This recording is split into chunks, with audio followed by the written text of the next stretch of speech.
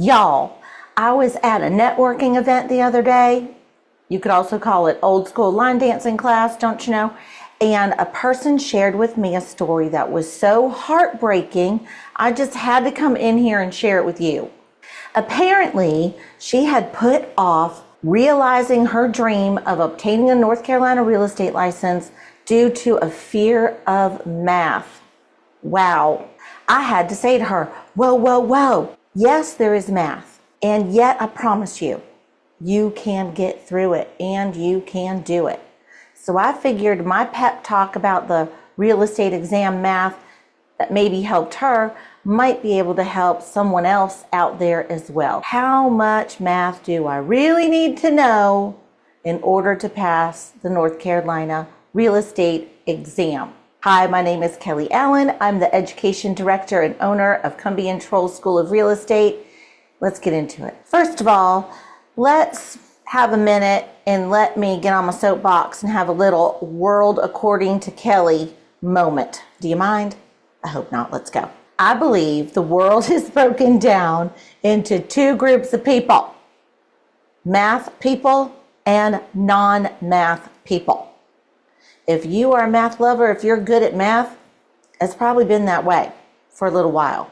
Now, does that mean all is lost for those who are not math lovers? Absolutely not.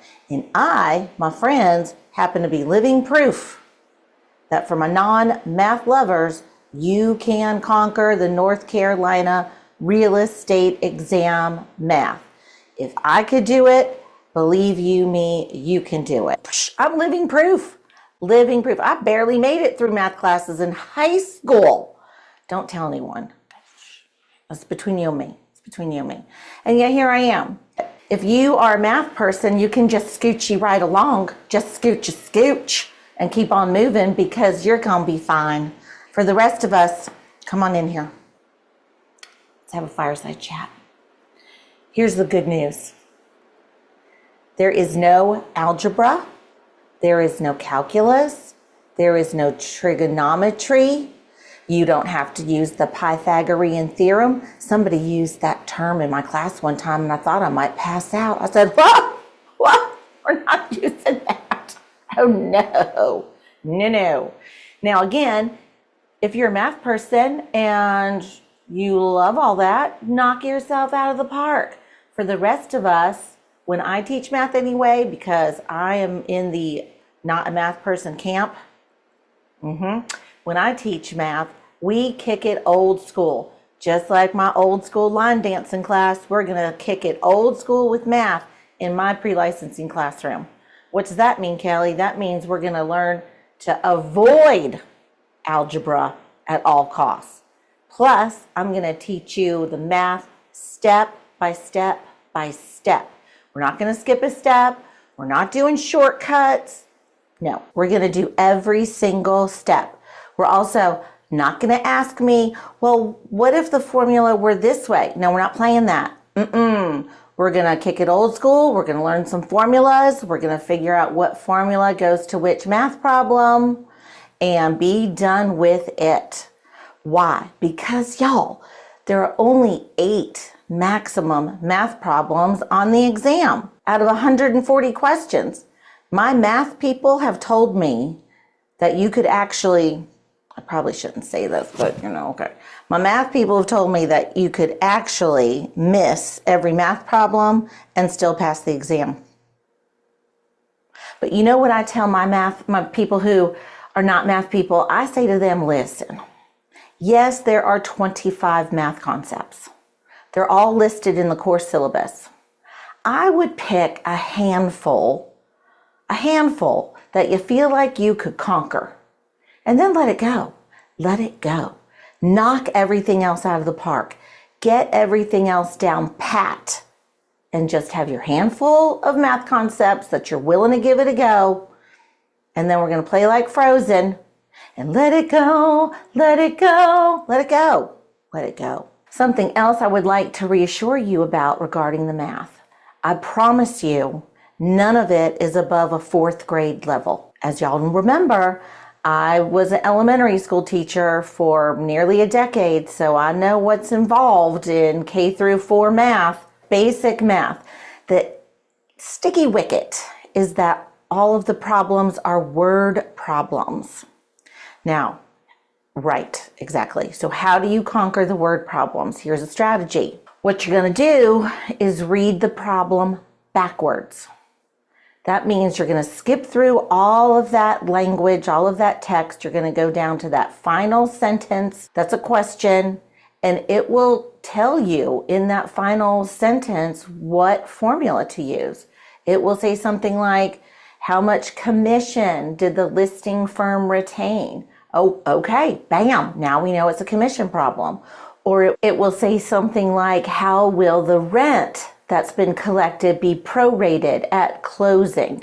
So it will tell you exactly what formula to use in the body of the question. Now, if you have gone ahead and you've made flashcards with all the formulas, in my class I have a formula worksheet for you to practice with. If you've memorized the formulas, you're going to be in great shape. After you have figured out what formula goes with the problem, then go back and read the entire question. It will be very clear what numbers to plug in if you've got your formulas down pat. I like to tell my students to regard math as a muscle, or math skills as a muscle. You will not know all of these math concepts right out of the gate. Even my math people will need to practice. So think of it as flexing your math muscle. That means you're going to a few times a day, not a day, a few times a week, you're going to choose a math concept and you're going to work a handful of problems. And then, ideally, if you can teach that math concept to somebody else, that's when you really know it. Anytime you can teach new material to another person, you're really getting it down pat. And when you get stuck, that's actually a beam of shining light, because it simply tells you where to go back and do more studying. I often get this question, Kelly, should I prepare for math before coming to pre-licensing class? No. That said, you might want to brush up on some basic things, such as decimals, percentages, prorations, basic arithmetic, how to use your calculator. Ooh, I just got triggered. Calculators. What you want, y'all, is nothing fancy. You're not allowed to have a fancy calculator. You want your stripped down, inexpensive, from the Dollar Tree, under 10 bucks kind of calculator. And you want to use that percent key.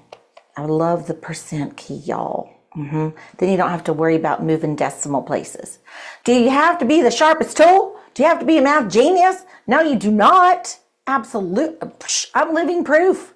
The Real Estate Commission simply wants us to prove that we can apply ourselves when it really matters. Because when we are helping people buy and sell homes, that is a huge deal and a massive responsibility. It's typically a person's largest investment that they'll make in their entire lives. So it's no joke, and we should take it seriously. So we're going to prove to the Real Estate Commission can conquer a few math concepts that likely we will never use again. Now, when I say never use the math concepts again, why is that? Because you're walking around with a computer in your pocket. You're going to ask Siri. Even my calculus-loving husband, yes, Greg loves math. He loves the calculus.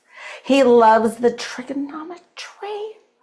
The Pythagorean theorem is like his best friend. I know. And even he will use Siri now for some basic calculations. I said, whoa, Nelly. So again, you're just doing this to jump through the hoop, the challenge that is set before you, which is to apply yourself, focus, conquer a few math concepts. You're going to jump through the hoop so you can get to where the grass is greener, and it is on the other side in more ways than one. One last bit of advice. When I was talking about flexing the math muscle, calculus-loving Greg, he made A's in math all the time. He was in AP math. Oh, no. Anywho, he would do the same math problems over and over and over again to build that muscle memory. So consider that as well. And then again, go back, teach it to somebody else.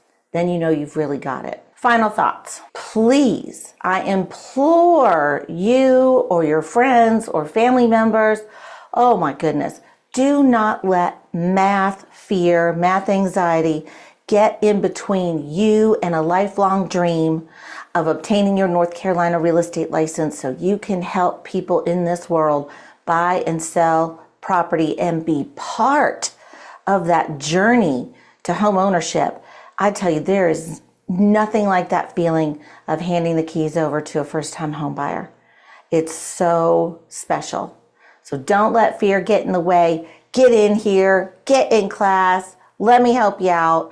Also, if you put a comment in the chat, I can send you my free YouTube review video on some of the math concepts. Working those problems at your own pace could be really reassuring and help build you confidence. Y'all can do it. It might take longer, but that's okay. You can do it. Thank you so much for watching today, y'all. I hope you have found it helpful, and know that I look forward to being part of the journey to obtaining a real estate license for you, a friend, a family member. So don't hesitate to reach out. Kelly@ComeBeInTrolled.com. Visit our website. Remember to like and subscribe, and we'll see you next round.